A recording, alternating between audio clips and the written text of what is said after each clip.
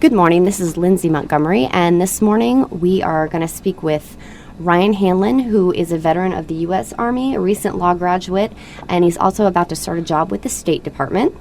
Good morning, Lindsay. Today we're going to be discussing gun control.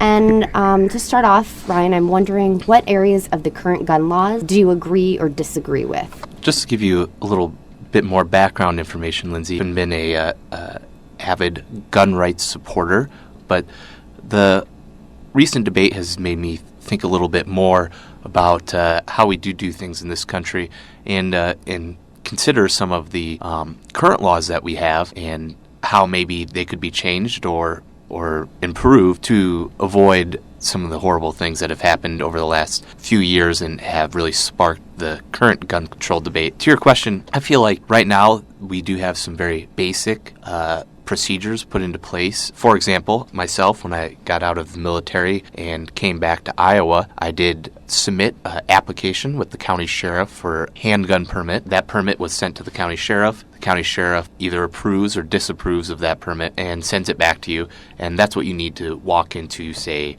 Bass Pro Shop and buy a handgun. At the same time, our gun control laws seem to be lacking in, well, I need to get a permit to go to Walmart or Shields to purchase a handgun, but I can go to one of these rather frequent gun shows, gun fairs. They often come around and go to the state fairgrounds, and you see them advertised in the newspaper or on billboards. They come around and lots of freelance gun dealers set up shop for a couple of days, and anybody can walk in and purchase a great multitude of guns without any kind of a background check or without any kind of at least cursory review by a law enforcement official. What is the difference between an automatic, semi-automatic, and just a regular gun? The difference in the main conversation with assault rifles is an automatic weapon is one that has a continuous cycle of fire where you load it and you hold the trigger, and bullet after bullet after bullet will come out until you either run out of bullets or stop holding the trigger.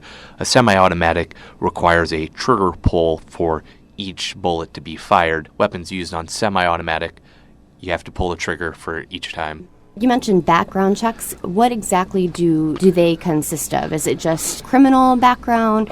Is it mental health, which I don't think it is? And if it's not, do you think that's something that we should consider? Well, it's interesting that you asked that. In Iowa, up until the last year or two, if you wanted to go and get a handgun permit, say, you'd submit your application to the county sheriff. That county sheriff, who is an elected official in that county, had the opportunity to review that application and could deny it based on, say, you have a felony conviction or you have a domestic assault charge. Those would be things that they could also deny it based on, say, that county sheriff has a personal knowledge of the person applying for it and feels maybe this person would be unfit for a permit to purchase a handgun. They could deny it at their discretion. Well, that's changed. New court rulings have now made Iowa what's called a must-issue state. If you send in the application with the proper the forms are filled out properly, and if you have to pay any fee, you've paid that, then barring actual criminal record, the county sheriff must issue that. So that was something that gun groups had pushed for. This was something that they really wanted to look at.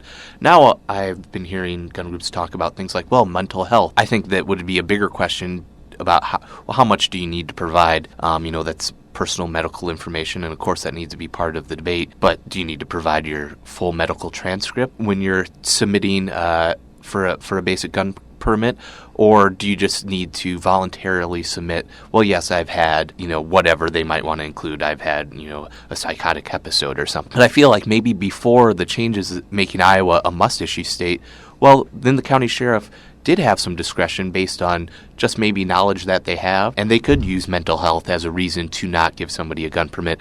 So what exactly is it that people are so upset about? I do feel that certain groups or certain people feel that the restrictions on gun ownership and even things like restrictions on magazine capacities is a slippery slope that would slowly be chipping away at their ability to even have shotguns or rifles. And that's what some of the concerns are. People want to fight tooth and nail for every opportunity to hold on to what they have.